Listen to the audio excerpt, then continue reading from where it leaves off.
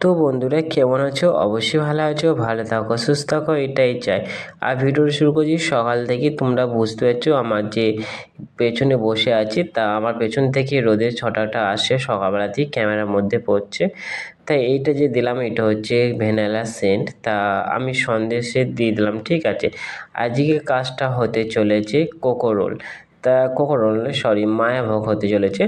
তা আমাদের একটু রসমালাই ছিল, যে মোটা রসমালাই দেখতে পাচ্ছ, এটা হচ্ছে মোটা রসমালাই। তা ওইটা হচ্ছে মোটা রসমালাইটা করে রাখা হয়েছিল যে ক্রিমি মিষ্টি লাগানোর জন্যে। তার জন্য ভাবছিলাম যে কী মিষ্টিটা দিই তোমাদেরকে শেয়ার করি। তা আমার তো কোকোর তো মায়াভোগ তো করা ছিল না কোকো দিয়ে, তাই আমি ভাবলাম যে একটু আমি মায়াভোগ মতন করে তোমাদের দেখাই। তা তোমরা যদি করতে পারো এইরকম, তা তোমরা করবে।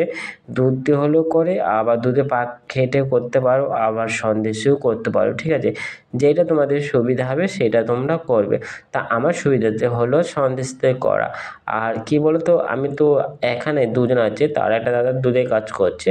তা আমি ভাবলাম যে এটা যখন আছে যে রসমালাইটা, তা আমি মায়াভাগ মতন করে দিই। এই হচ্ছে কাটিং হয়ে গেছে রসমালাই, যেটা মায়াভাগ মতন করলাম।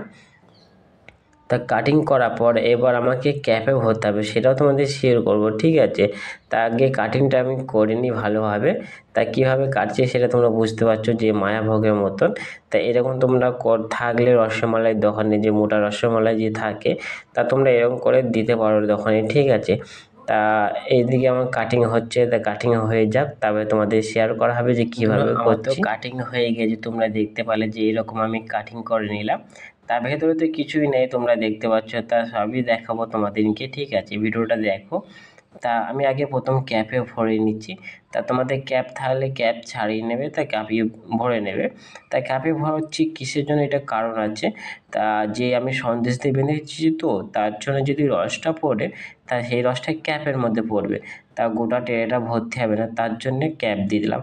আর তোমাদেরকে বললাম তোমরা যদি দুধে করতে চাও তো দুধ মেরে করবে। আর দুধ মেরে করতে গেলে কেজিতে 300-400 গ্রাম চিনি দিবে। বন্ধুরা তোমরা দেখতে পাচ্ছ আমার ক্যাফে ভরা কমপ্লিট হয়ে গেছে। তা এবার আমি একটু দেবো কি বলতো কোকো, যেটা হচ্ছে মায়াভোগ করতে হবে, তো তার জন্য একটু কোকো নিয়ে নিলাম ঢাকার মধ্যে। তা ঢাকার মধ্যে কোকোটা ঢেলে নিচ্ছি আমি। তা ঢেলে নেওয়ার পর হালকা করে জল কি হোক না, জল দেওয়া হবে না, সেটা হচ্ছে গোলাপ জল, যে গোলাপ জল কি হোক গরম দুধ দিয়ে একটু হালকা করে গুলে নেওয়া। তা আমি একটু গরম দুধ দিলাম, তা গরম দুধ পরে হালকা করে গুলে নিচ্ছি।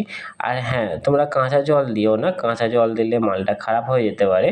তার জন্য একটু গরম দুধ ছিল আমার কাছে, তো গরম দুধ দিয়ে গুলে নিয়েছি। আর এইটা দেখতে পাচ্ছ যে গুলে নেওয়ার পর যে মাঝখানে একটু করে টেকা দিয়ে দিচ্ছি, ঠিক আছে। তাহলে হয়ে যাবে মায়াভোগ।